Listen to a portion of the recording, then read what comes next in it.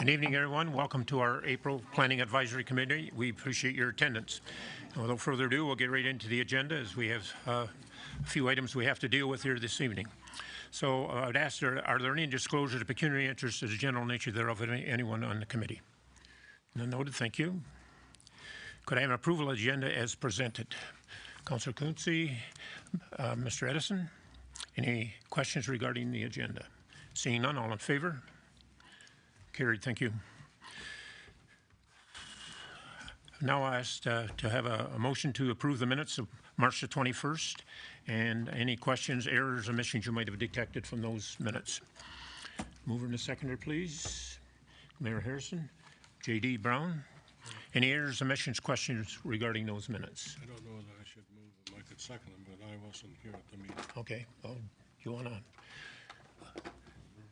Okay. Councillor Quinte, yes, the mayor was absent that night, unfortunately. So, okay. Any errors or omissions regarding those minutes or questions? Seeing none, all in favor? Carried. Thank you. Okay, we'll get right into the public meetings as prescribed under the Planning Act. The public meetings are conducted as prescribed by Section 3413 of the Planning Act, RSO 1990, as amended for one zoning bylaw amendment application affecting land in the Sydney Ward and one zoning bylaw amendment application affecting land in the Murray Ward. The meeting will be conducted in the following manner for each application. First, I'll identify the application being considered, and then I will ask planning staff to outline the application being considered. Then ask if there are any members of the public who have registered in advance to attend and participate in the meeting and have any questions and comments regarding each application. If there are no public comments or questions, I will ask the committee if they have any questions or comments. And once the committee has addressed any of the questions or comments, the committee will vote on each application. If you wish to provide comments, please state your name and address for the record prior to addressing the committee. The committee has been delegated the responsibility to conduct public meetings as prescribed under the Planning Act. A full report of the meeting's proceedings will be submitted to City Council on Wednesday, May the 15th, 2024. Council will make the decision on each stated application.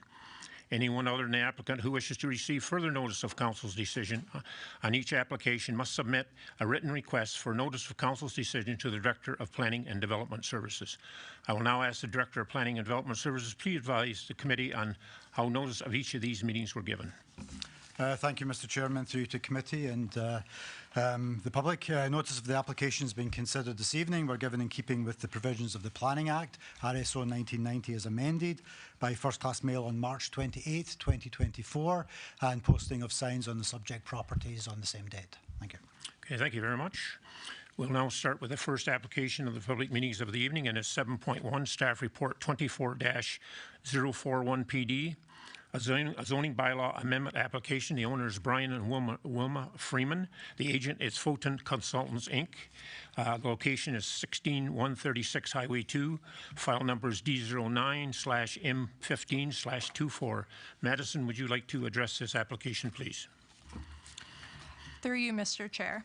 This rezoning is a condition of consent applications B1-23M, B2-23M, and B3-23M, which were granted by the Committee of Adjustment on February 8, 2024, in which 3 new rural residential lots were conditionally approved. The purpose of the zoning amendment is to rezone the retained parcel from the rural residential zone to the rural residential exception 81 zone to permit the continued use of the single detached dwelling and the 4-unit apartment dwelling that currently exist on the property. While the single detached dwelling is a permitted use in the rural residential zone, approval for the 4-unit apartment dwelling was granted through Bylaw 91-103 in the former township of Murray, zoning bylaw 78-694. However, the property lost its legal nonconforming status after it was severed, thus requiring this amendment. This application is not proposing any new development, but rather seeking to allow the continued use of the existing dwellings on the property. The severed lots would remain in the rural residential zone. This application is consistent with the provincial policy statement and the city's official plan. This application is recommended for approval. Okay, thank you very much, Madison. Do we have anyone in attendance who wishes to speak in favor of this application other than the applicant? Do we have anyone in opposition or have general questions regarding this application? Seeing none, thank you. I will now ask the committee to consider the application, and the recommendation is to approve, and I would entertain a motion or any questions or comments. Moved by Councillor McHugh, second by Mr. Edison. Any questions or comments regarding the application? All in favor? Carried, thank you.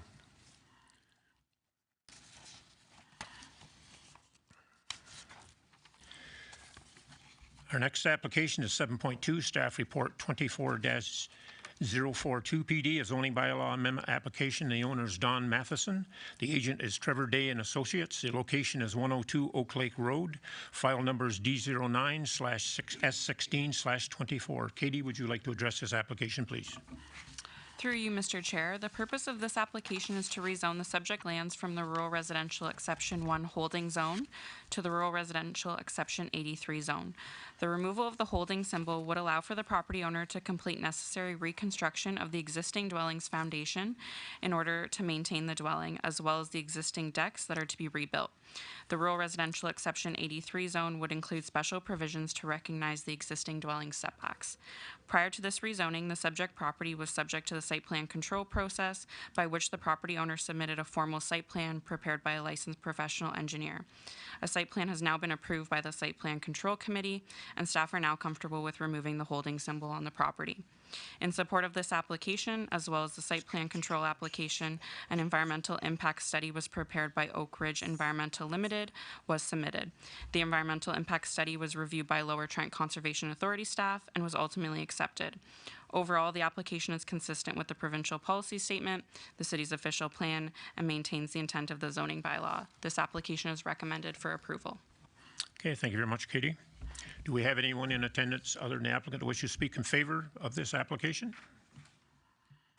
Anyone in opposition or have general questions regarding this application? Okay, none. It's not noticed. Committee, then I would ask you to entertain the application and the recommendation as presented to approve. Councillor Quinte. I'll make the motion. Okay, I have a second here. Ms. Simmons. Any further questions or comments? Just a Councillor quick Quinte. question, Chair Allier. Is staff aware in this particular case, is the septic field getting replaced as well, or do we know, or as a result of the environmental that was found to be working in perfect order, or do we know?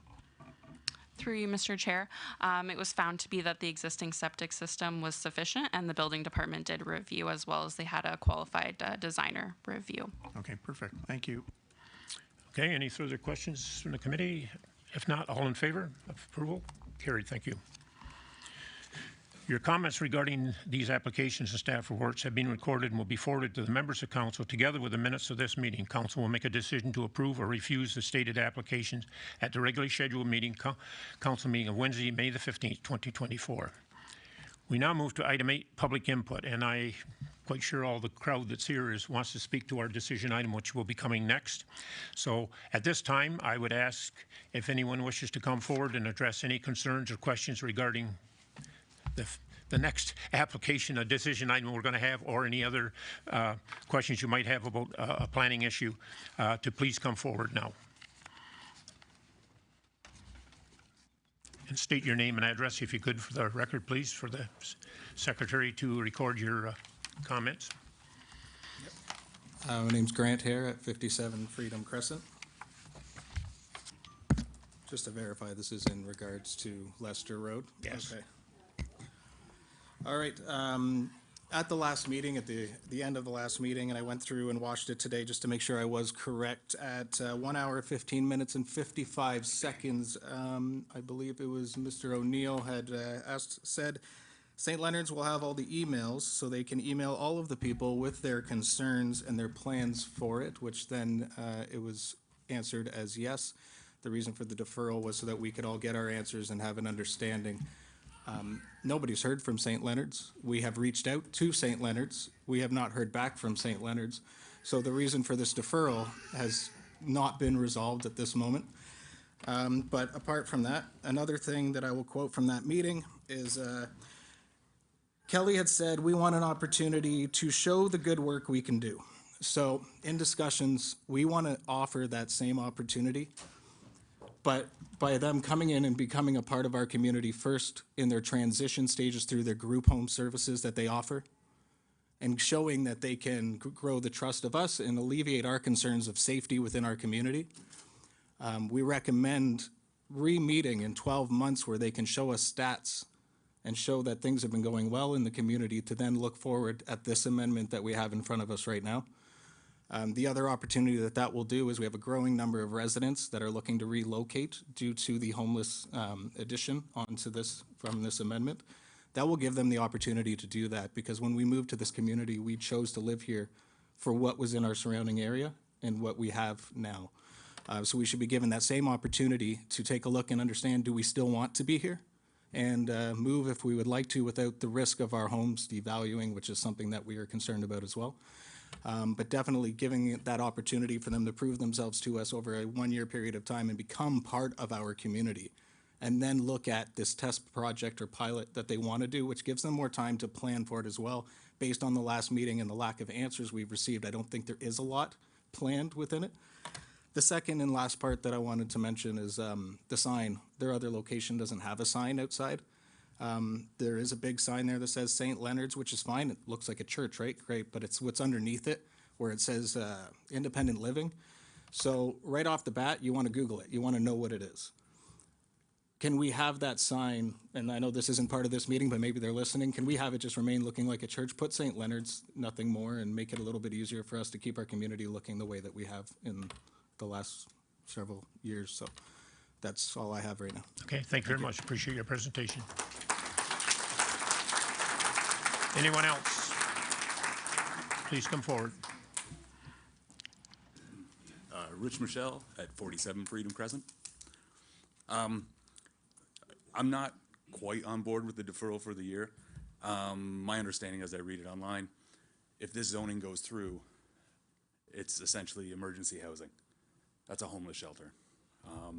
To couple with all the details that we don't have, the future of this place, why should we have to move?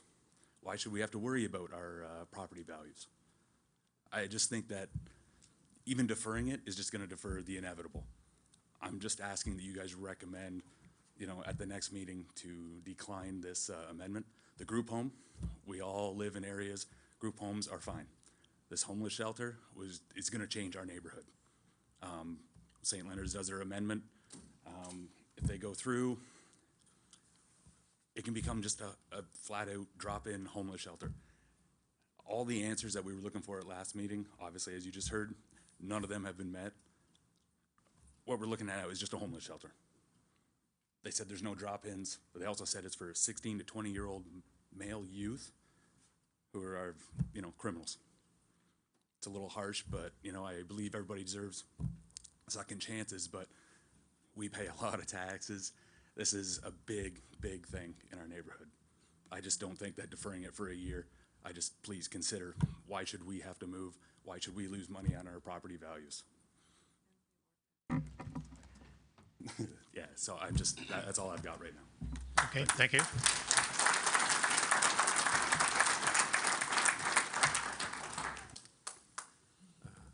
Adam Veenstra at 11 South Charles Street here in Trenton.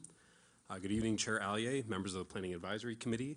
I'm speaking on behalf of Connect Quinte Affordable Housing in regards to the zoning bylaw amendment application for 178 Leicester Road submitted by St. Leonard's Community Support Prevention and Residential Services. Now, Connect Quinte is an affordable housing nonprofit organization here in Quinte West. Now, tonight I'd like to speak briefly in support of the work of St. Leonard's and their proposed Leicester Road project, which aims to provide a safe and supportive environment for members of our community. Connect Quinte strongly supports the Quinte West Staff Report 24-043 PD, recommending that the committee approve the permanent rezoning of 178 Leicester Road from residential R3 to residential R3-28 in order to provide that emergency housing for the youth of our community who have been impacted by the rising cost of housing and are facing unique and difficult circumstances. Now, Connect Quinte Affordable Housing supports the staff recommendation on the following grounds. First, St. Leonard's has a proven track record of over 60 years of successfully providing supportive housing to meet the needs of vulnerable individuals, including right here in Quinte West. They also currently have 10 affiliate members operating 16 residential facilities in 4 different provinces. Now, their expertise should provide our community with the confidence needed to approve this recommendation. Now, second, supportive housing offers a compassionate and effective solution to address homelessness, and it provides vital supports to vulnerable citizens in our community.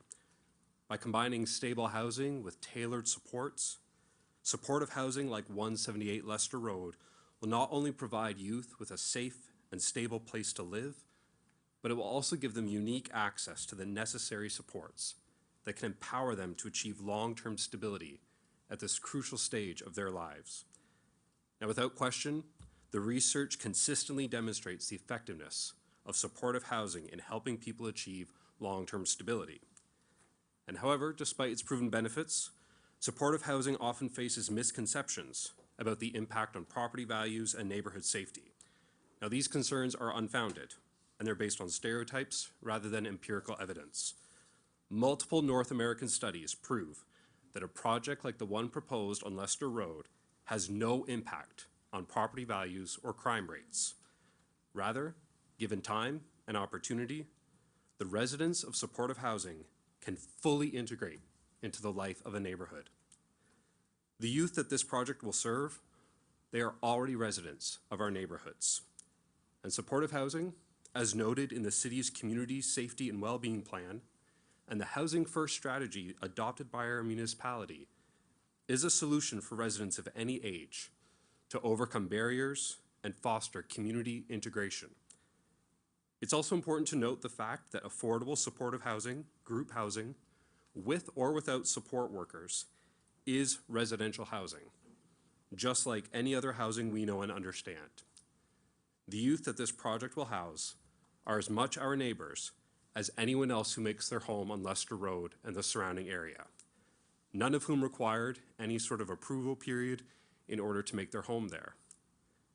Now, third, the Ontario Rights Commission does not support zoning supportive housing into non-residential areas, because any non-residential housing category can subject the people living there to higher levels of discriminatory scrutiny compared to regular forms of residential housing, housing that most of us here tonight currently enjoy.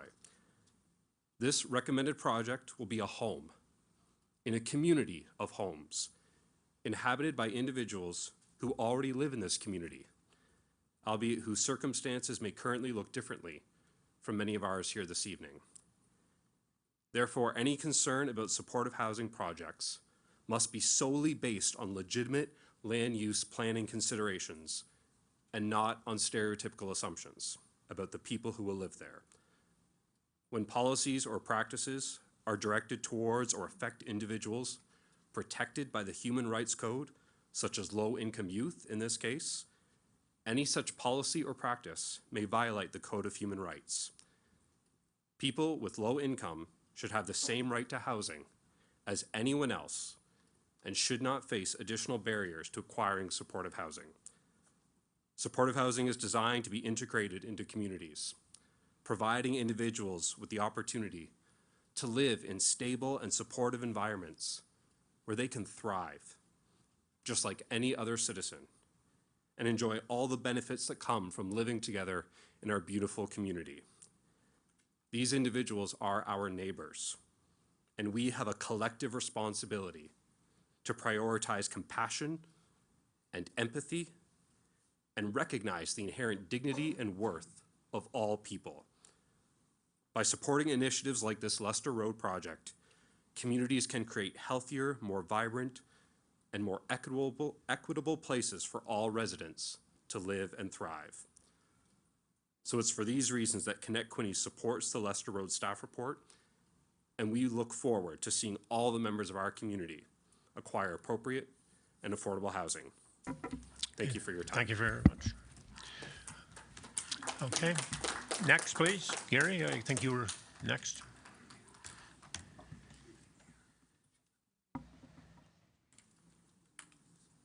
Good evening, and thank you for listening to me. I'm Gary Morton, 62 Freedom Crescent. Every day in our neighborhood, I watch the children in the morning when they get on their buses. I watch the mothers that come and take them there. Their fathers take them, wind, rain, or snow. I would like to see our community without this going through in the second phase. Our home is located within the 400 feet of 178 Lester. What I would like to see and know about is the other two lots that were created that were for sale. Are they within that same boundary of the 178 that we have outlined on your key map?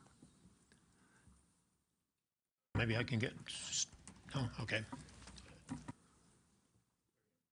What I would like to see is that if those two lots are going to be residential as the other two homes that are beside it, are they going to be residential homes, or is that going to be an expansion for what you have coming for St. Leonard's?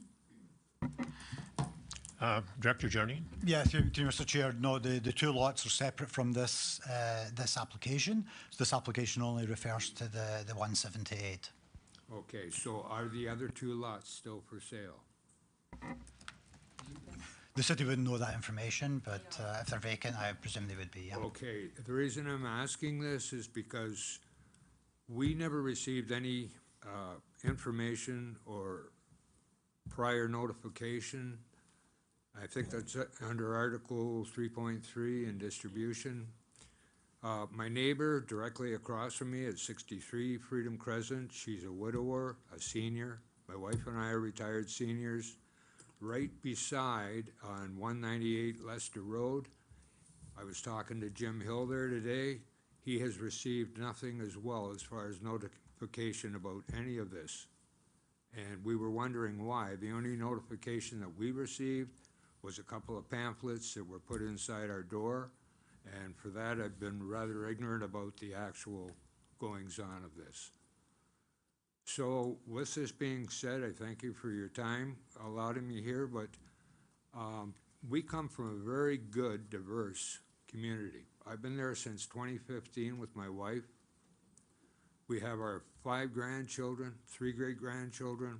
Everybody in that community will help everybody else. And I hope that that will stay together for everybody that's here trying to be represented in this room.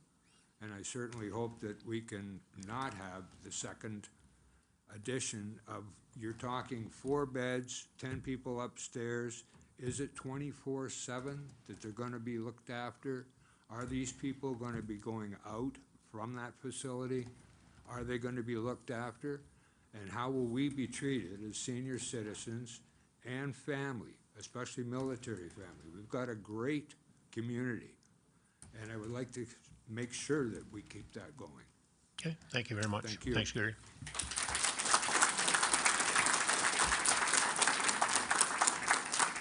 Next, please. Anyone else wish to address the board, please?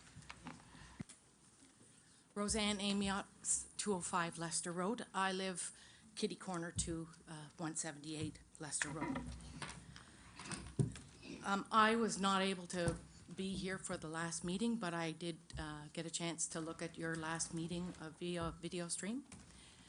The CEO, Kelly, she stated that the homelessness rate in the area was 71%. I looked it up. From February to December 2023, the homeless rate in Quinte West was 155 people. It had nothing to do with the youth or anything else. And I'm wondering where she gets her statistics in order to scare us into thinking that this is the best place for the homelessness. We don't have that kind of homelessness here in Quinte West, according to Quinte West's statistics. Sorry, blind. She also stated that the 178 Lester Road was on a bus route. It's actually a kilometer away from the closest bus route, and it's only those little short buses. Another one was, I wanted to, unfortunately, she's not here to address these questions to. Oh, good, thank you, sorry. I told you, glasses. The visitors that are permitted to come in for the people who are being referred as opposed to the ones that are living downstairs, are they going to be screened, unscreened? How long are those clients going to be permitted to stay in the emergent housing? Is it indefinite? And then what's the difference? Do they have an action plan for their clients should things go awry? This is a pilot project. They've said it themselves.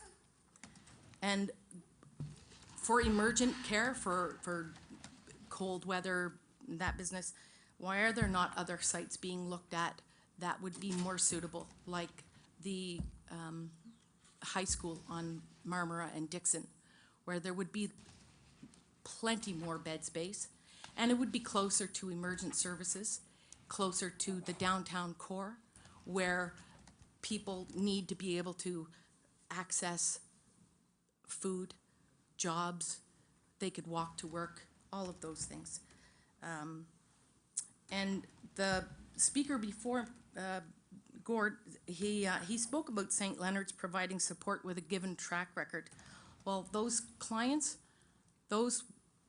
they're there and not of their own free will. They're required to be there. That's all I have. Thank you very much for your time.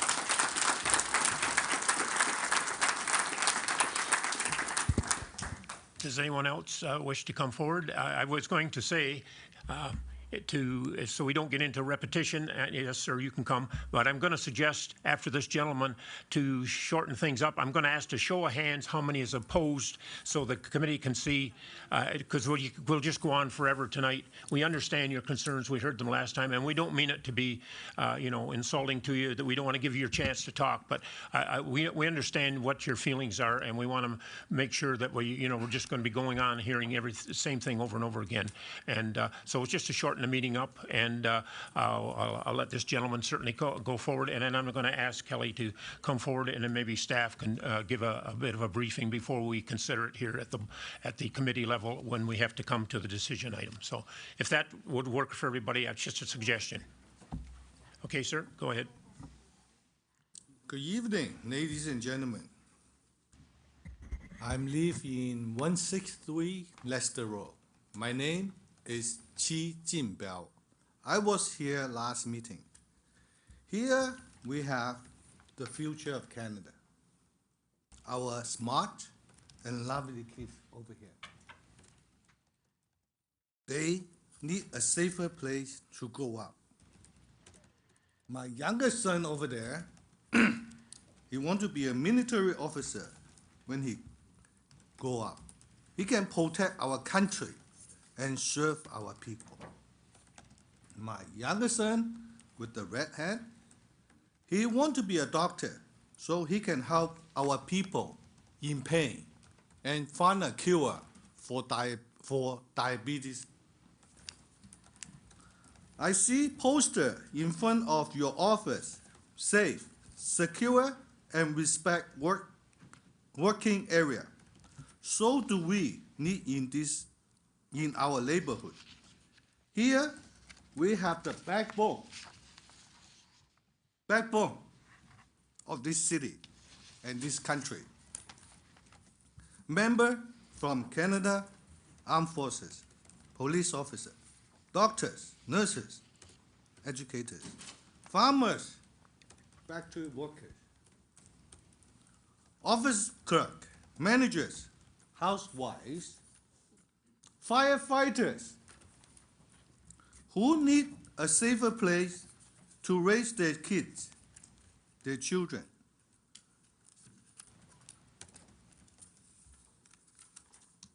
One day, you will be a parent or parents. You will understand how important a safer place means to our children. Therefore, we wish you will know to this application, so our children can grow up in a safer place and peaceful community. That we can walk our dogs, running, walking, kids can play freely in our neighborhood.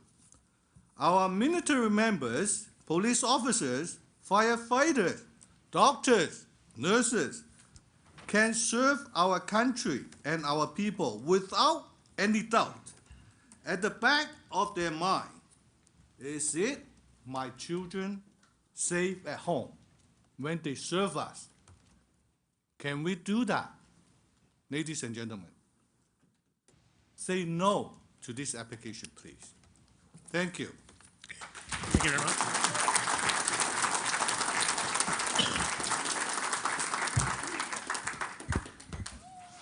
Okay, Kelly, I'm going to ask you to come, and if you'd like to say a few words, and then we'll move on from there to see what's the next direction is the Your best to worship, take. and to the committee and to council, I can't take their fears. I can't rationalize and I can't convince them.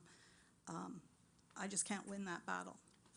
But what I do know is that it is the right thing to do, is to provide housing for people with no housing. And although we are 4 beds transitional downstairs, we will have 6 beds upstairs that we can use at will. There will be no, I mean, obviously I don't control the road, but drop-in will not be accepted. And we will make sure that that is very clear. There'll be a pickup point in Trenton. I am happy to speak to the neighbors. I am absolutely happy to have them come and tour. We're even at the state that we are at now, and explain everything in detail. I did not receive anybody's email, and I did not get any emails from anybody. So I'm not sure where the disconnect came, but I am open and transparent to share what we have done. I can't, in all honesty, answer every single question about every single scenario, because I don't know what that looks like. But I know that we are not going to set ourselves up for failure, and we're not continuing to run a train that won't work. But we know we have to at least try. Thank you. One question I might have, and I think I've had phone calls and the odd email on it. One person was concerned, are you only going to have 24-hour supervision? Yes. Yes. Okay. How many beds? It's 10 beds total. Total. So that's including the homeless shelter? Yep. And St. Leonard? Yep, total. Are they And gonna that- supervise our houses? They're gonna be outside supervising or just in the building? There is a way these meetings are conducted. I'm happy to answer all of those. Yes, ma'am. Dave Swister. I live pretty near next door, 204 Leicester Road. They can look right on to my deck or Yeah. whatever from there. Are they having any privacy fencing Yes. for when they are out put around our Yeah. that property? Yeah, we're hoping to get funding to get a fence up for privacy for everybody. We are not going to put curtains. I'm hoping you don't show up here. Fair enough. Okay. Thank you. Okay, thank you, Kelly. Staff, do you have any remarks did you like to make in regards to the application and the recommendation? I think, to you, Mr. Chair, if we just, if you're able to close off the public input, and then we'll go, staff will make some comments on the application and the follow-up from last month's meeting, and then it'll be to the committee. Thank you. So what I'm going to do at this time, and I know there's a lot of more opinions out there, and some of them are quite a bit, I would presume, repetitious of what we heard.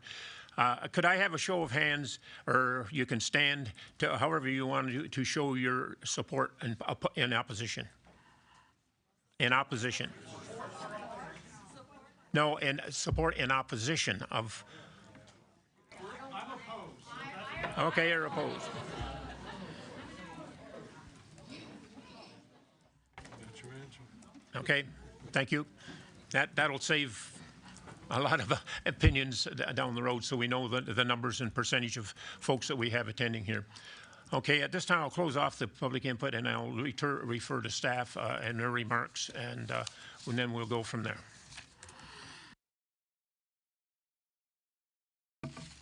Through you, Mr. Chair, this application was presented to the committee at the last meeting held on March 21st and was deferred to provide planning staff and St. Leonard's with the opportunity to review the concerns raised during the public meeting.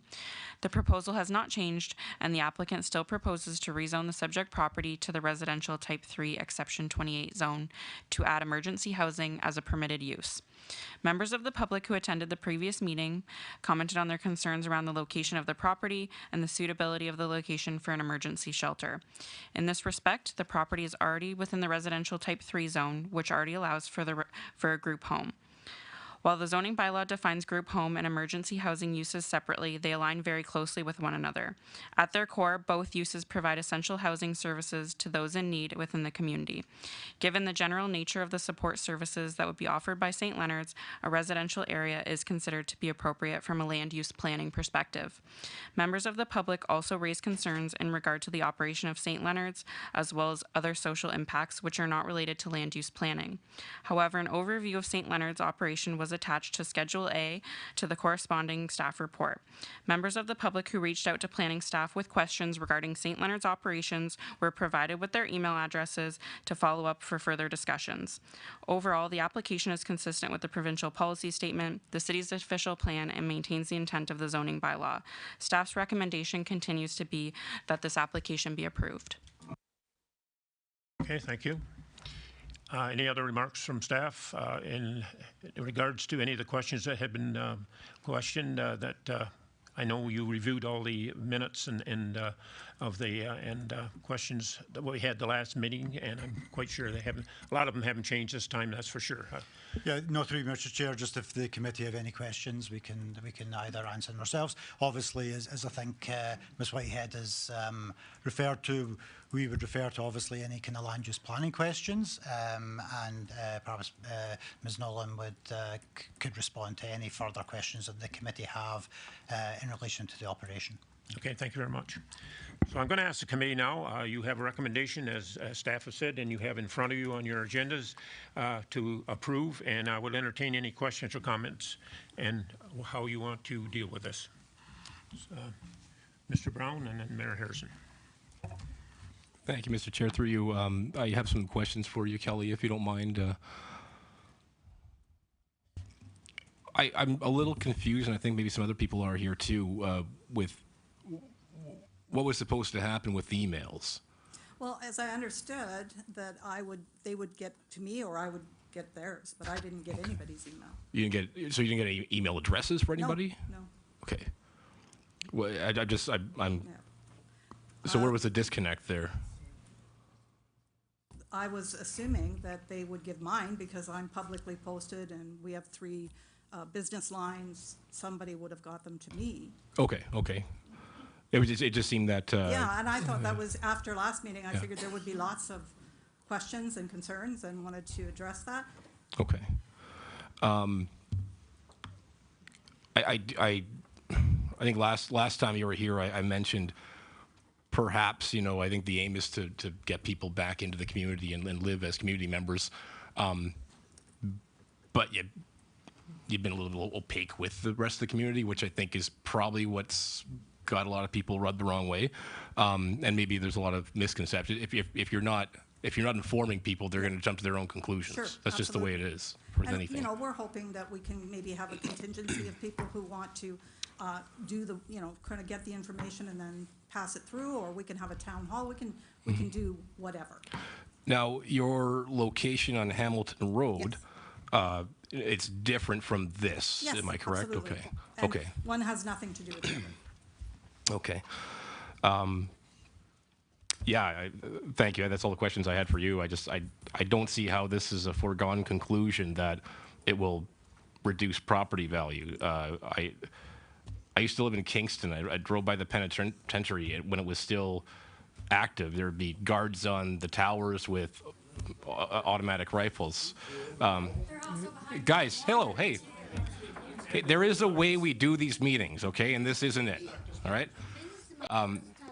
Again, thank you. Okay. Let the gentleman speak, please. The properties adjacent to the prison in Kingston were valued in the millions, some of the most expensive properties in Canada, actually.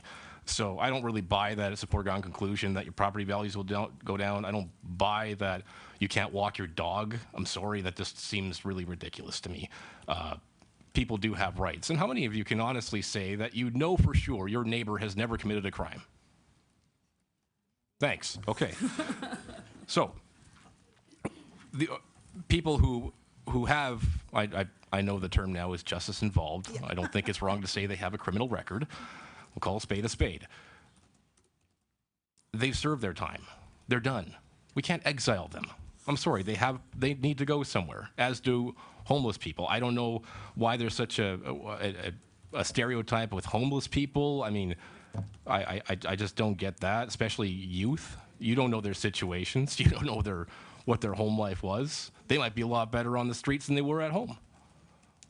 So I just think, a couple people here need to give their heads a shake. I think we're jumping to conclusions, and I really think that it's ridiculous. And another point that I think was important, they're already residents of Quinte West, already here. Where else are they going to go? Then someone said, no, they live in Quinte West. That's where they live. But there is a way we're doing these meetings, though. That's a rhetorical question, guys. And the high school solution, so there's someone else's problem now, I guess? Or I'm sorry. I understand the concerns, but I think they're just blown way out of proportion, and that's all I really have to say about it. Thank you for taking the question. Mayor Harrison, and then Ms. Simmons, and I'll move around the table here. Thank you very much. I want to go back to Adam Veenstra's comments. Adam, I don't think anyone in this audience disagrees with what you suggested and what you were saying. The problem that exists in any group home is the absence of the resources that are required to keep the home functioning properly and help the residents. That's where it breaks down. And that's what I'm sure these people are very concerned about. Well, I don't think they have a problem with halfway, the group home. I'll finish and then you can. Sir, could you just wait, please? Yeah. I spent a lot of time in education, and I dealt with many group homes. Yes, I did. And if they're run properly and they have the staff and they do a great job in the screening process to make sure that whatever the individual needs or requires is available. And that's what has to happen. And someone's indicated that there are 70 individuals in Quinte West who are homeless. I don't doubt there are 70, but again, we have the services involved to deal with most of them. There is the odd one that is difficult, yes, and challenging, and we help with the services that we have in this municipality to help them. So what I'm saying is that with this group home proposal, and we have to make sure that the owner and operator is very consistent and very thorough with the, the intake process, and make sure that they identify the needs of the individual to help them move forward and help them move back into the regular society, or what we call normal, and yes, I understand your concerns. I have, unfortunately, I have some of the very same concerns you have. But as been stated, we've got to do our best to try to help the individuals. And nobody, and from my point of view, nobody chooses to be an addict, but it happens. And we have to deal with those individuals and help them get back into, a productive, fruitful life. And that's what we're faced with. I've looked through this very carefully and talked to individuals. I know Director Jardine has talked to Inspector Reeve, our OPP detachment commander, and she is indicating that they have very few issues to deal with St. Leonard's home and so on. And so I unfortunately, I see that we have a very few, if any, option other than to support what's in front of us. Thank you. Okay, Ms. Simmons, please. Can I go now? The public input portion, I said was, when I asked for the show of hands. I think it provides a different perspective. Oh, same here. So I'm a veteran, and I have significant PTSD to the point I've had inpatients, right? So I understand mental health, I understand, right? I fully, Gotta use the mic. I'm sorry, I can't hear you. I agree, this service is needed in Trenton with the homelessness. My concern is this the correct location where it's a good blend between the people in the community and providing the services? If it's not a good fit, it won't work as effective. I've seen how bad mental health can get, how bad addictions can get, and it makes me nervous. And is this the right fit? Is this the right location? I'm not saying that the services don't have to be provided, but is there somewhere else that's a better fit, where it's not a community with young kids, there's not a community with potentially veterans with PTSD, or potentially people in different situations? Is this location a correct fit for this service? The service is needed, but is this the correct fit? Okay. I'll let you, sir, and this will be the end of it. I got my committee. I'll listen to your comments, and then the rest of my committee's got to consider this, or we'll be here all night. Okay. I understand you guys have been elected here by us. And without Well, us, some are there'd be- appointed people. Some are Yep. appointed. Like Yep. most people, you're representing us. Yeah. And you're supposed to represent us. We're the majority. And if we don't like it, you're supposed to represent us and our views. Right now, you're not. You're representing. I will what's add, sir, making- that whatever decision is made tonight, as I stated earlier, the council in May will make the final decision, yea or nay. If whatever direction this goes now, the council could go in the other direction. I can't say. I'm But only they're- one they're member already on there. working on the building. So, Do they have building permits? yeah. Pardon? They're already working on the building. Do they have building permits for it? I'm not sure how much in the renovations, I would presume, but I don't know. Mr. Jardine, do you have any indication of what that would be? Yeah, through you, Mr. Chair. Yeah, there's renovations going on, but there's a lot of renovations do or don't need building permits. I'm not sure if they've got building permits, but I assume for anything they need building permits for, they will have building permits. But remember, obviously, this is a residential development already. The group home is already permitted. I presume the work they're doing right now relates to that piece of the project. Okay. Okay. Thank you. Ms. Simmons, please. Maureen Simmons.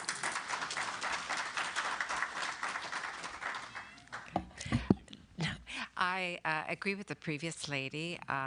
You know, having dealt a great deal with homelessness where I live, because actually I live in Belleville, and although I have property in Trenton, and therefore I'm also eligible to sit at the planning committee here.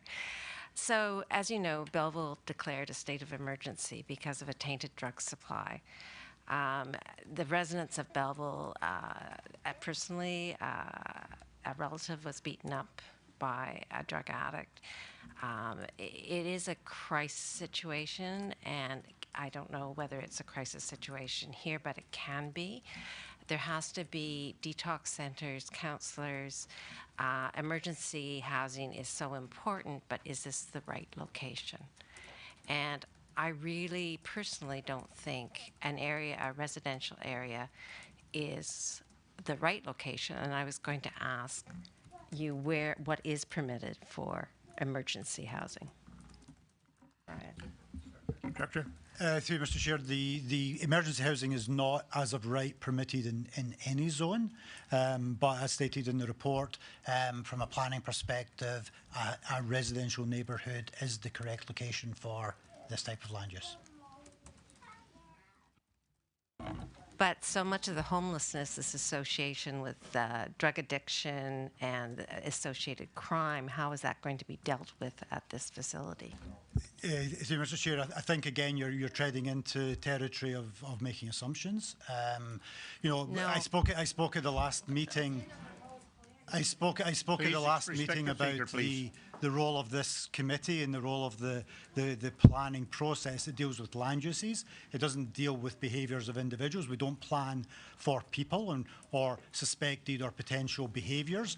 Comment was made before about existing neighbourhoods and behaviours of people within existing neighbourhoods. That's a fact of life. We all live within society. We don't plan based on that. We plan based on the land use. This is a residential land use, and a residential neighbourhood is the correct location. Thank you. But you said that there is no specific zoning for emergency housing? There's a zoning definition that gets added, but it's not an as of right under any other zoning category. That's what I wanted to clarify. Thanks. Okay. Councillor Neal. Thank you, Mr. Chair. Personally, I feel disappointed with the management of St. Leonard's. The last meeting, there were a lot of concerns brought up, and to say no one contacted me, like you could have put it on the website, you could have done some stuff, like just to say no one contacted me, that disappoints me. Okay. Any, ma'am, Kelly, go ahead. I'm sorry that that disappoints you, and I want to speak to the neighborhood. I want to be a member of their neighborhood. Of course I do. But again, I am waiting for them to come to me with what they need. I can't guess what they need. Okay. And you have to show your permit. Your building permit should be in the window. Okay. You have one. Order, please. Okay, is there anyone else on this side of the committee wishes to speak before I go to my left at this time? Okay.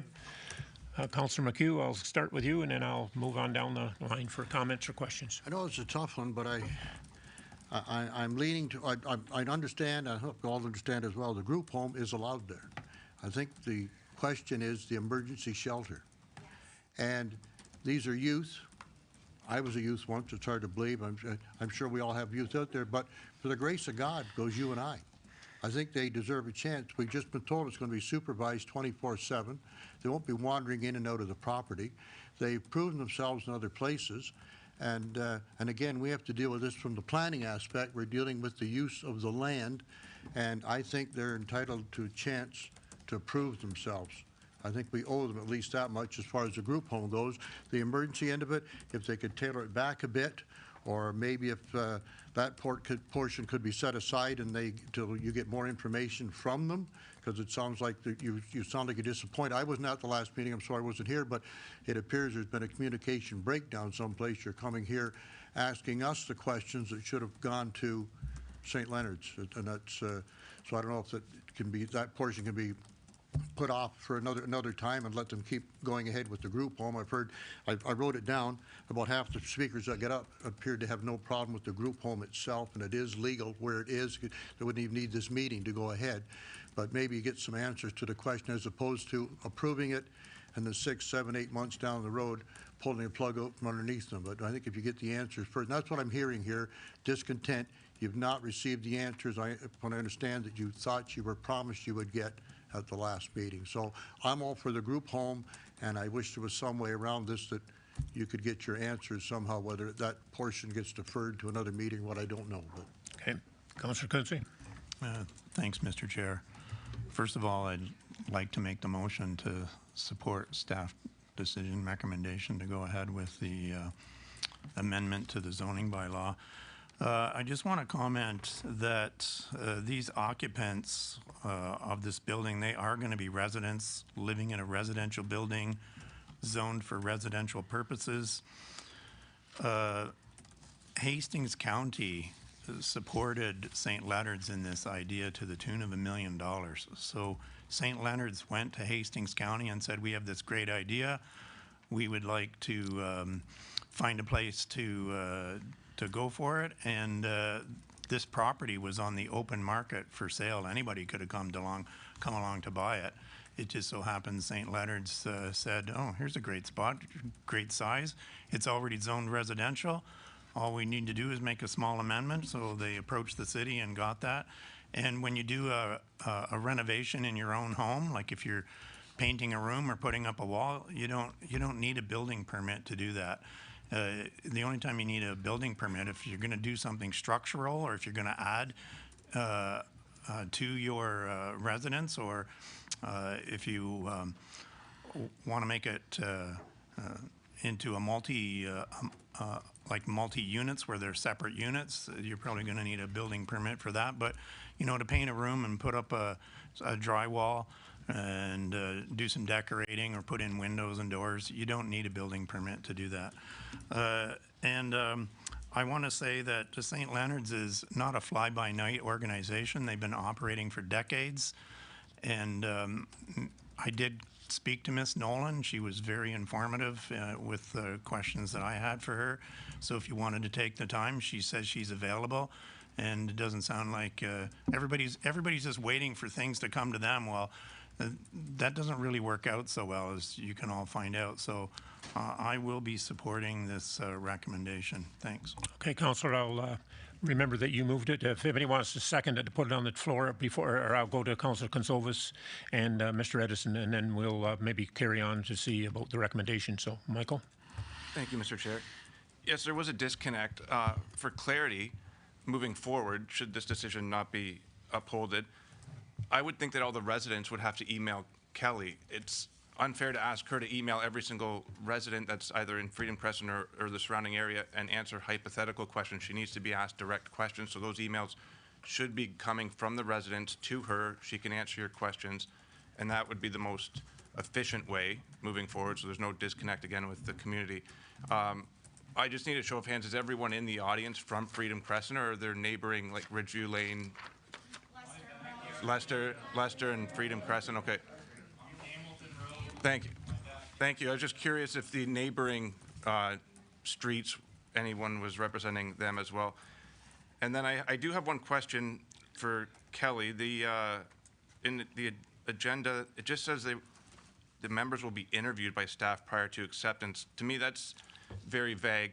And I know if I were to live in that community, let's say hypothetically someone was shoplifting and they interviewed and you chose to take them on, I would be fine with that.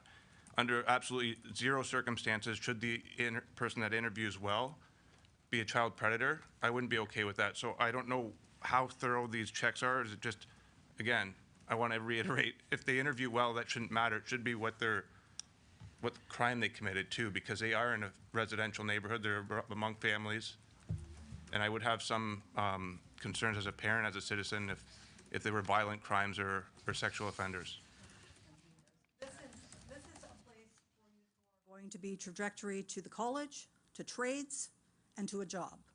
And if they have a previous conviction, it may or may not weigh in. But obviously, we would scrutinize that quite.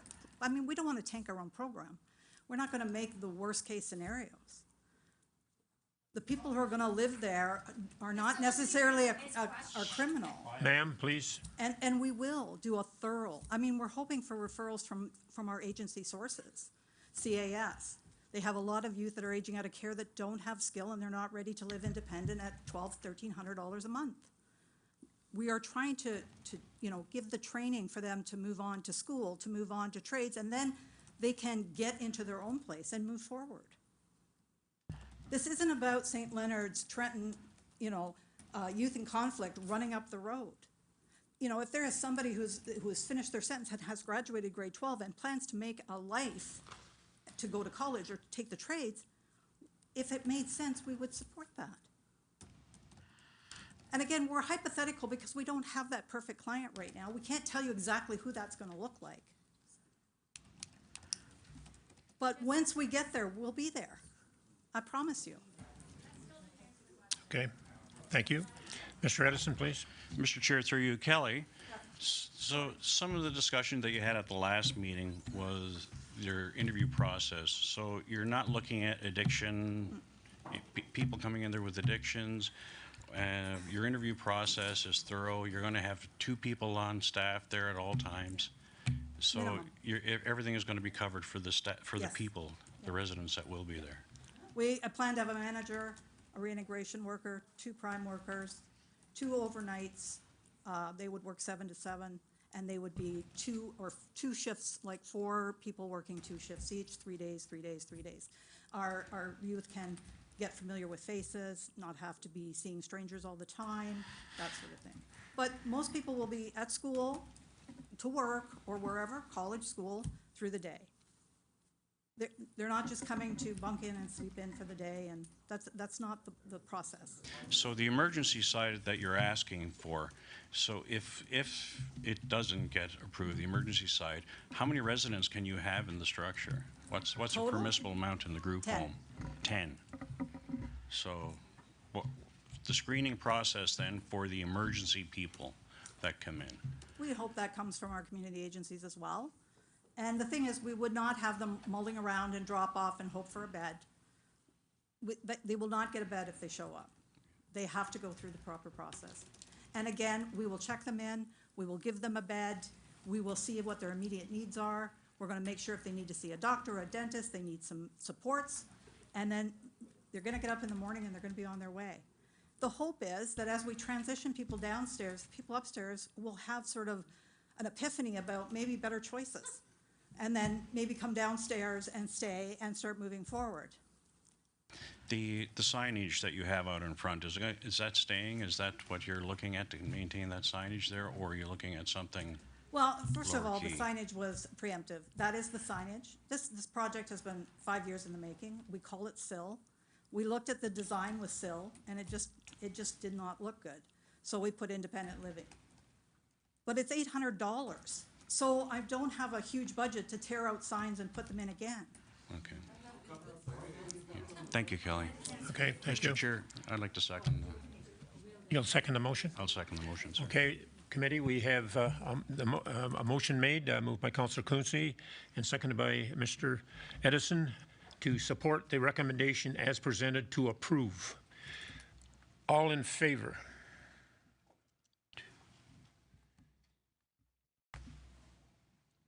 One, two, three, 4, 5. Carried.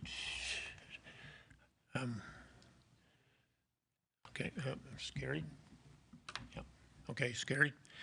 And I will say the minutes of this meeting will go forward to council on May the 15th to further approve or refuse the minutes of this meeting. Who's opposed to it?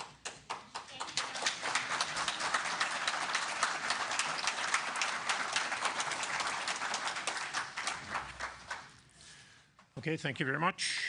All right, committee, we'll now move to item 12, the monthly planning reports. We have 12.1, zoning bylaw amendment and official plan amendment tracking year to date, and committee minutes, site command committee minutes of February the 1st.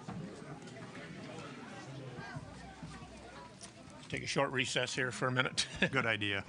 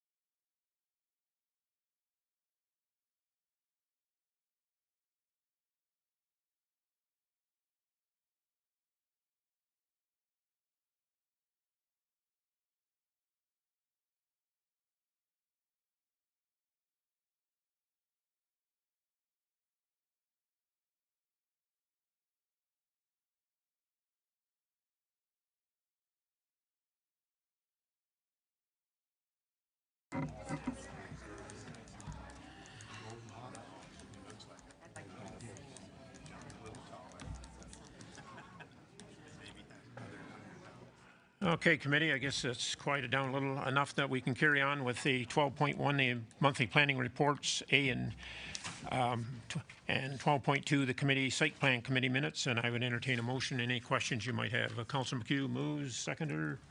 Mr. Forsyth, second. Any questions or comments regarding those minutes? All in favor? Carried, thank you. And now we have no non-printed information. We've got requests for information. I'll go around the table. Gerard, start with you. Okay, thank you. Nothing, Michael? Councillor Quinte? No, I've said everything needed to be said. I'm glad that this decision went through for the St. Leonard's home on Leicester Road. Okay, thank you. Councillor McHugh? Yeah, I'm happy to. I was hoping for more time for you, but I think you answered the questions very well, Kelly, and put my mind at ease on this. So thank you very much for being here and doing that. Thank you.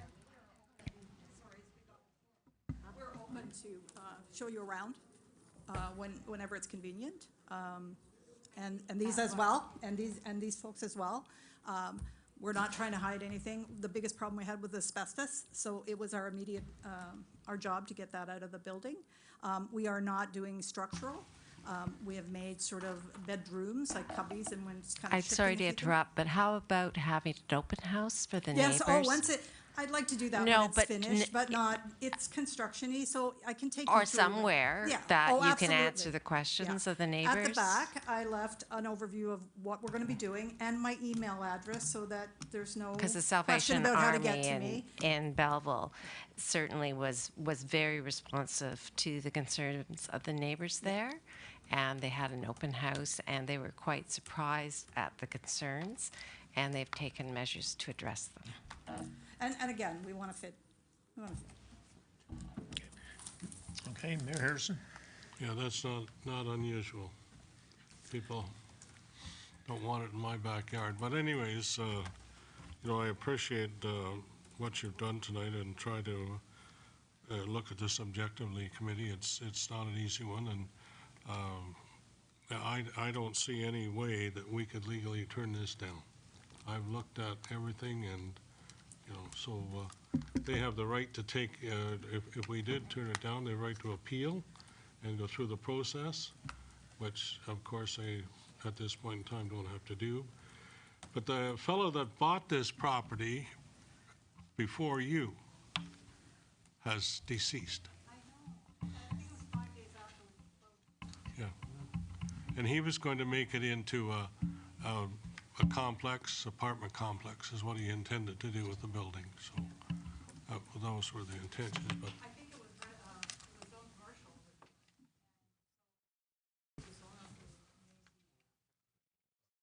Well, it was a church. Yeah, it was a church, and the church yes. wanted to sever off a couple of lots, and then they ended up moving, whatever they did. And I don't know who the previous owner was at all, but. Mr. Hassenberger was the gentleman that bought it. So one way or another, there was going to be multiple people living in this building. I don't see there's any difference to what's happening here, and we're helping people. Like who on this earth hasn't had help to get to where they are right here today? Like everybody's had help. Every one of us have had some kind of help to get to where we go, and St. Leonard's has got a great idea. Obviously, they have a great idea. Hastings County jumped on board and said, yeah, what a great idea. Here's $1 million. Go find a property. And so she did. I think it's a great idea. Hallelujah. I'm all for it. Anything else, Mr. Mayor? No.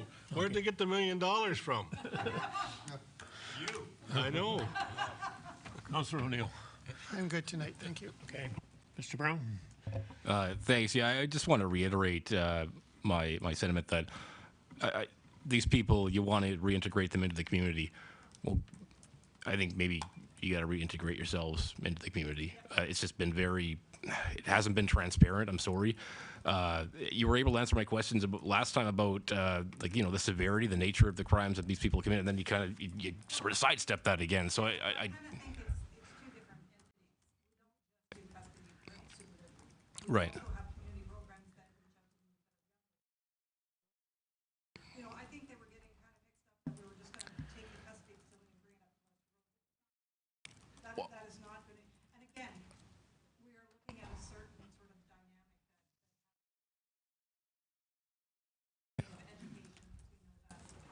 And something tells me that if a dialogue was established a little earlier, we wouldn't have had this tonight, or even possibly last time. I think that it just needs to be a little more open. I mean, that's just all I can say. Mr. Chair. It's just this is where assumptions are born, Mr. and Chair.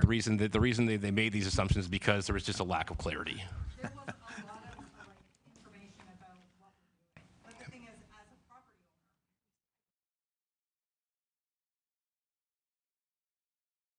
owner. You didn't. You don't. It's just it's responsible to do that. Yeah, and again, we want to up at the property, I don't see anybody. Right. There's nobody like even just looking out, wondering. Sure. You know, Councilor O'Neill mentioned, you know, even just putting something up on your website would be at least a step in the right direction. That's just all I wanted to put out there is that, no, you don't have to, but I think you can see it's a good idea that you do. Yeah. Thank you. Okay, Ms. Simmons, I'll come back to you, Councillor. Go ahead. Are we still discussing this or have we? It's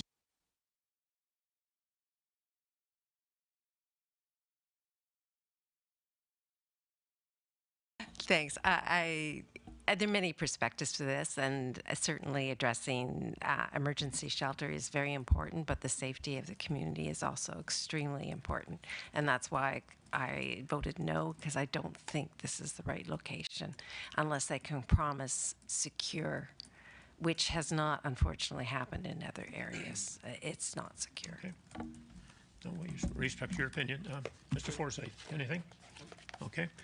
Back to you, Councillor Quinte. Yeah, I just wanted to respond to Mr. Brown's comment about Kelly being more, I guess, open, but the planning process, she followed the planning process. Director Jardin explained it perfectly that she didn't need to come here to make a presentation. This property was already zoned as a residential property. We were making a small amendment. There was no reason for the city to host a public input session and get a presentation from Kelly or anybody through the St. Leonard's organization. It's a minor change making a big effect on the community. And I see it as a positive thing that's happening. Many people are obviously not going to agree with me, which is fine. But that's what I see. And I had no problem talking to Miss Nolan. I called her. She called me right back, and we had a lovely chat. And she sent all of the council a letter, which I've shared. I think I shared it with you. And I was able to read through that and feel at peace with the decision that we've come to today, and I'm going to support it at the council meeting too. When it comes to council, I'll make the motion if I have to make it happen. And I've been a councillor in Sydney Ward since 2008, and I got 0 comments from the people here on Freedom Crescent and Leicester Road. Not one person reached out to me to ask any questions, make any comments, say yay or nay to this project. And this is the second time it's come to the Planning Committee. And I've been on the Planning Committee, I believe, since 2014. So they couldn't have been that mad. They were mad enough to come here. I'm glad they all came here.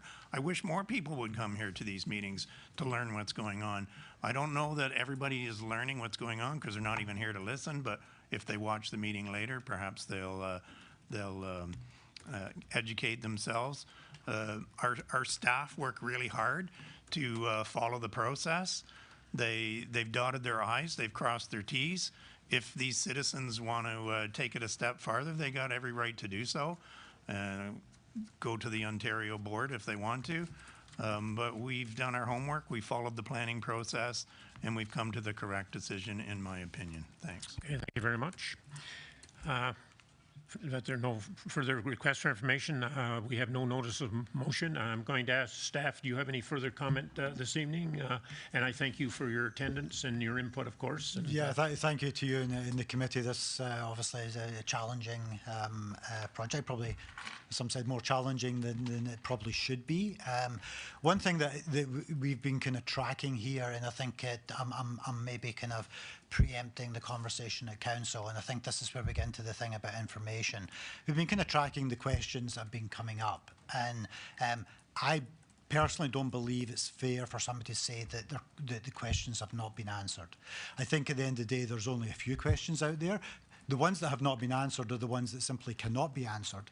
And they could never be answered by any form of development, whether it's a residential subdivision or an apartment building, as to tell us who these people are, what they're going to do, and what danger it presents to us. That's an impossible question to answer under any circumstances.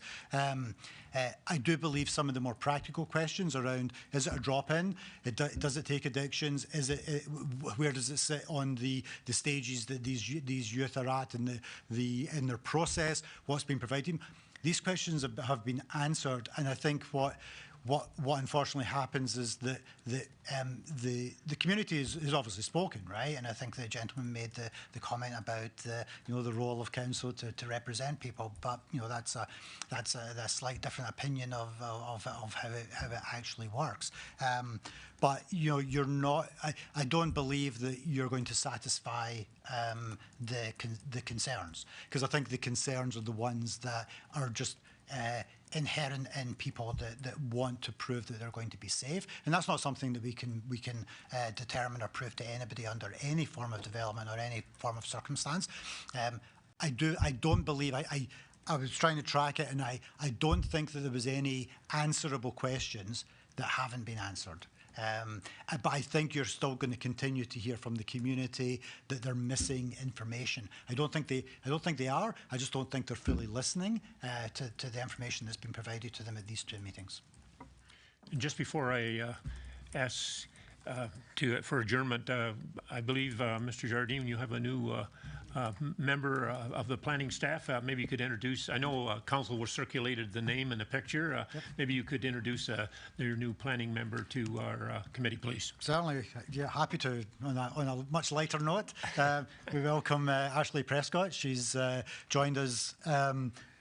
Did 3 years with a private consultancy group, DJ Biddle in Oshawa, and we're delighted to have her here. She's got a lot of good planning experience, and she's also worked within a private sector and engineering company, giving that planning piece. So she's very knowledgeable on that combination between planning and engineering. So we very much welcome her to the team. Thank you.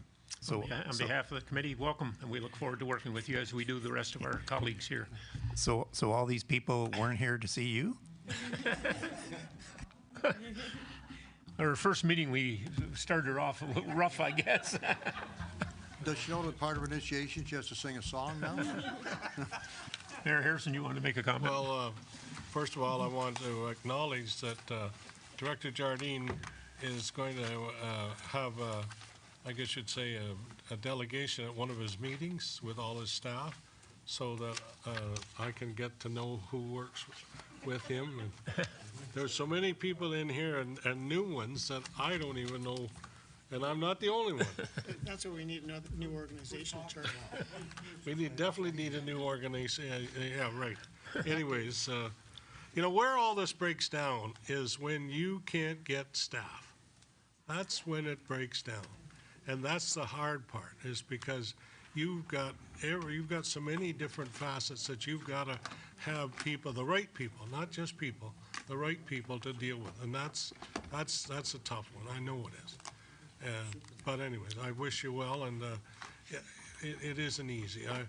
I had a number when I was in Campbellford with Connor Group Homes, and I had some situations where I, as principal, said, "You're not going to attend this school. That's it." And they were coming out of the mental hospital in Ottawa, they were being paid big money to take them, but it was causing a big disturbance in the school. You just couldn't deal with it. So I had to say, no, I'm not admitting and so we would actually have a committee that would go through their files and determine if we could provide, because most of those children need special attention or special help or special programs. And if you can't provide it, you're beat. So that's what you're doing, and I wish you well, and yeah, I'm like McHugh. I'm high maintenance, and I have a wife that runs a group home, and I'm lucky to be one of the members. So yeah, he does too.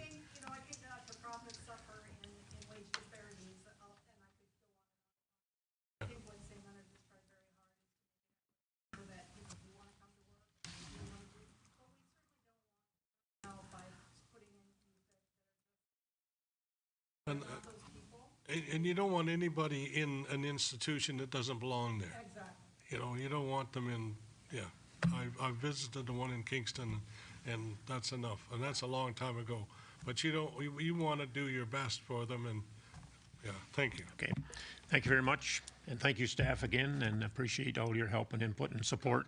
We all work as a team here, and we try to do the right thing. Mr. Forsyth? Go Hawks, go. Well, do you want to also adjournment motion? Okay. And Ms. Simmons, a second.